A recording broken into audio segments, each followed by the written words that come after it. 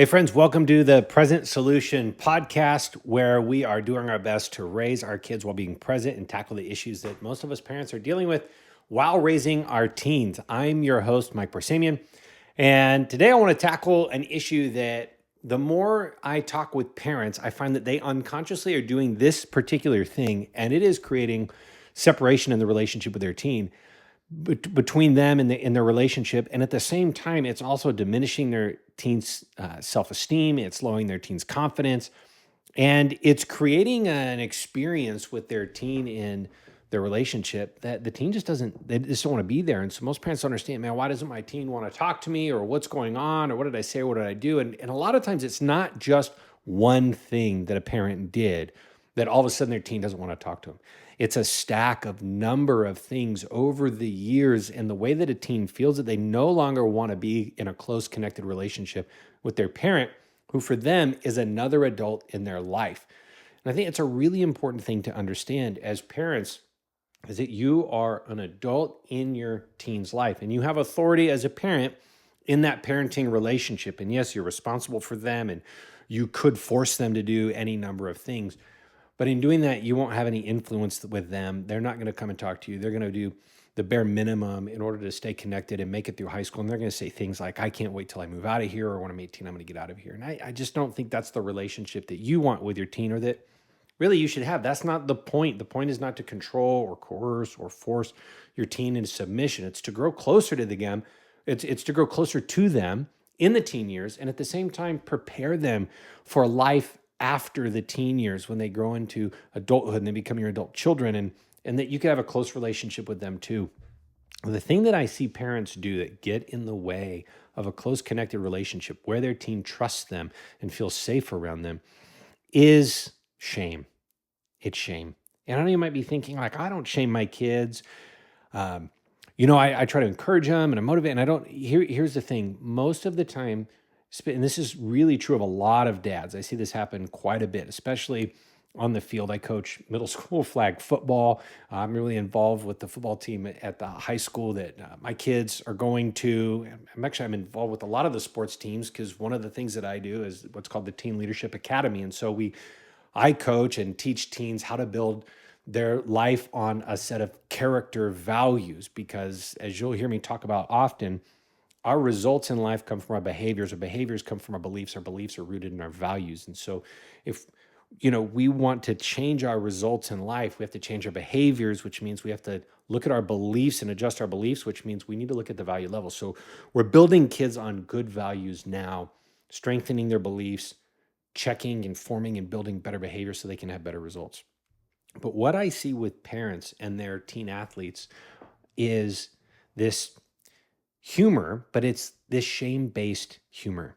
And it usually sounds something like, man, you were slow, or it has to do with either their statue, their performance, how hard they worked, or dad's trying to highlight something, a mistake that their teen made, but trying to keep it light, but it ends up being a shaming kind of a comment. And it's shame when, one, it's a joke about something that they can't control or can't do anything about. So that usually has to do with height or strength or speed or ability at their level. And two, you can see it on a teen's face. And you know that it's a shame-based joke when, one, you see it on your teen's face and they look diminished, and two, other people are laughing at your teen because of the joke that was made about them. We don't think about this very often, usually because it's the way, especially if you grew up as an athlete or if you had coaches over the years, this was really common, a couple decades ago, or in your experience as a teen, that, a coach would make fun of you. And you don't think much about it now as an adult, but man, when you were a teen, I promise, it had an effect on you. Now, I've heard coaches say this a million times. Oh, if I'm making fun of you, then you know that I like you, or you know that I love you. But listen, I've also worked with thousands of teenagers, and they have told me they can't stand that person because they're always making fun of them. And so the reason I bring this up today is because so many parents are dealing with disconnection and separation in the relationship, wondering, man, why doesn't my teen want to talk to me? And there's a good chance this might be something you're unconsciously or accidentally doing. I don't believe that you intentionally want to shame your teen, or point the spotlight on them, or highlight their failures or their mistakes or the things that they don't want. I don't think that's your intention. It's probably just something you're doing and you're not even thinking about it. And then when it comes to the point where your teen doesn't want to talk to you or hang out with you, and you begin to wonder, man, what am I doing wrong? Or we criticize ourselves for so many other things. Oftentimes, it's just this one simple shift. We stop shaming our kids. And by shaming, it is intentionally choosing not to use humor that diminishes them or lowers their self esteem. So think about self esteem separate from self confidence. Self confidence is your teen's ability and your ability as a parent to trust in your skills and abilities, right? Confidence being the Latin words confidere, with trust, with fidelity, with sturdiness. Okay, so self confidence is knowing that you can handle anything. I mean, confidence in your abilities and your skills. Okay, that's self confidence. That's about what you can do and are capable of doing.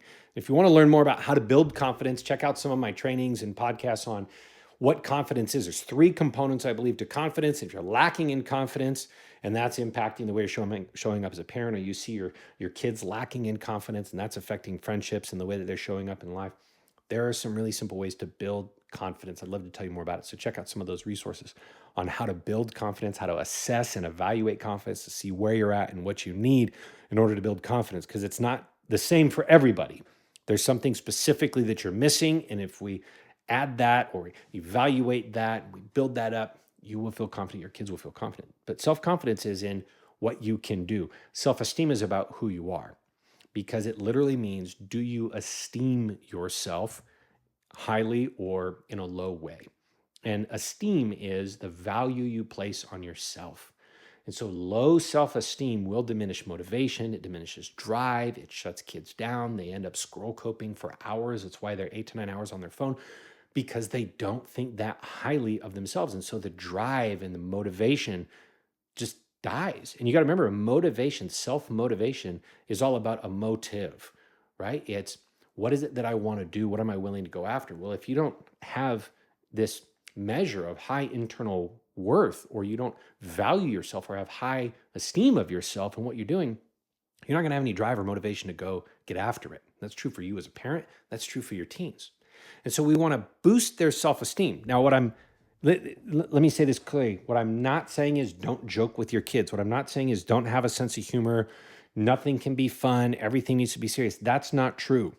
Have fun, laugh. If you're going to make fun of somebody, you can make fun of yourself. Now, there's a whole nother conversation as a parent about self-deprecating language. You got to be really careful that you're not just beating yourself up all the time. But if you're going to make fun of someone or something that was done, make fun of yourself. Laugh at yourself. Don't take yourself too seriously. That's a good thing. Have fun with your kids. Laugh with your kids. Tell jokes with your kids. But watch out for shaming your teen. Because if this has been going on for a while, and if you're thinking about it now and you're looking back and you're like, oh my gosh, I've been doing this for some time, then you've got to take the opportunity soon to say, hey, listen, I was listening to this guy, Mike, and I realized that over the years, and maybe you know it, maybe you don't know it, but man, over the years, I've really said some mean things to you. And I thought I was really just joking. And I just want you to know that I love you and I'm so sorry. Will you forgive me? Really important. Will you forgive me for saying mean things about you over the last couple of years? I'm really sorry, and I may have hurt your feelings. And I just want you to know that as your mom or as your dad, I really love you and I'm really proud of you. And then list out like 5 or 6 things that you're really proud of. But stop joking at the expense of your kids or shaming them.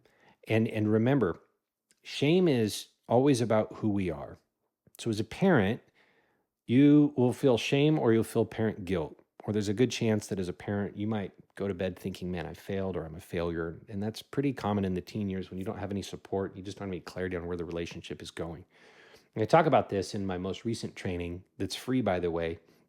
You can go to presentsolutionforparents.com and watch that.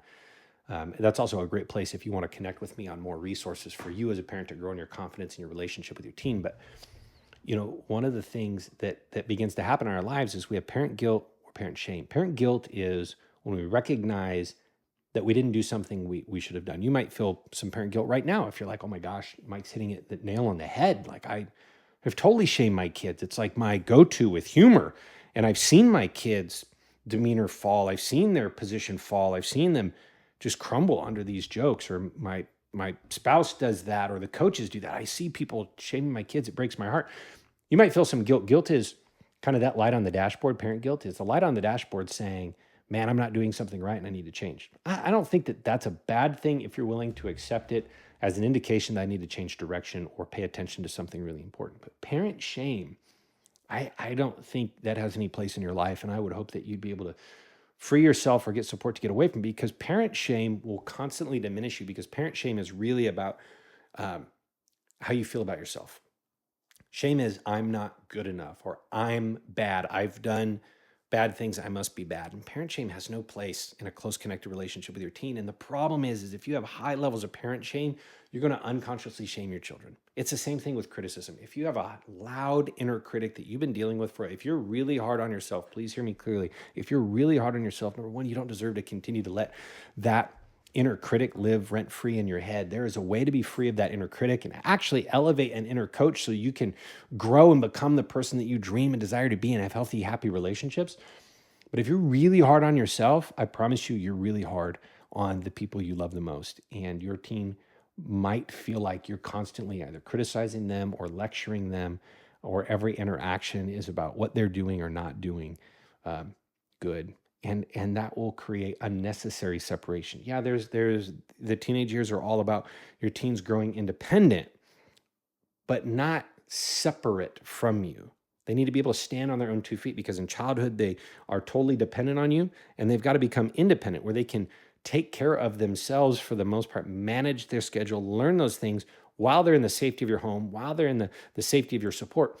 Because in order to become interdependent, which is what an adult is, where they can show up and work and take care of others, see the needs of others, contribute to their community while taking care of themselves. That's interdependence. They have to be independent first. You can't go from being a totally dependent person to being an interdependent person. They have to go through this stage of life. And so that's why I teach you how to set a good, healthy pace with your teen, where they're running the race with you. It's not your race, it's their race. But you can actually grow closer with your teen, create memories and memorable moments. But the one thing that will ruin that chance at a close, connected relationship with your teen and will give them the experience of not wanting to talk to you or be around you is if you're using shame-based language. And it comes from two places. One, the inability to use humor in a positive, fun, lighthearted way that's appropriate. And two, if you're experiencing high levels of shame in your own life, it's going to come out and spill out onto your kids. And so those are two things to just consider. If you're feeling like you're not as close or connected with your teen as you want to be, really begin to think about, man, what are some of the jokes I use with them? Do I make fun of their height? Do I make fun of their speed? Do I make fun of the way they jump or run? Their grades, anything like that. You just got to think through, am I doing any of those things? And if you are, you got to stop. You got to stop. And if you want help doing that, just feel free to reach out. You can email me personally, mike@presentsolutionforparents.com. Go to presentsolutionforparents.com. Watch our masterclass right now. I'm going to show you all the ways that you can become a pace-setting parent and completely transform your relationship. In fact, you could have total change in your relationship with your teen within the next 30 to 60 days if you really wanted to. But please, please, please hear me. You don't need to live with parent shame. And if you want to grow closer with your teen, stop using shame-based humor with them, and you'll see them light up. If you need help with any other resources, please check out our website, presentsolutionforparents.com. You can follow us on Instagram and TikTok and YouTube at Mike the Parent Coach. But I want to help you renew your relationship and connection with your kids so that you can have a healthy, close relationship now and for a lifetime. So I look forward to meeting you. Thanks for tuning in to the podcast today. We'll see you in the next one. Bye for now.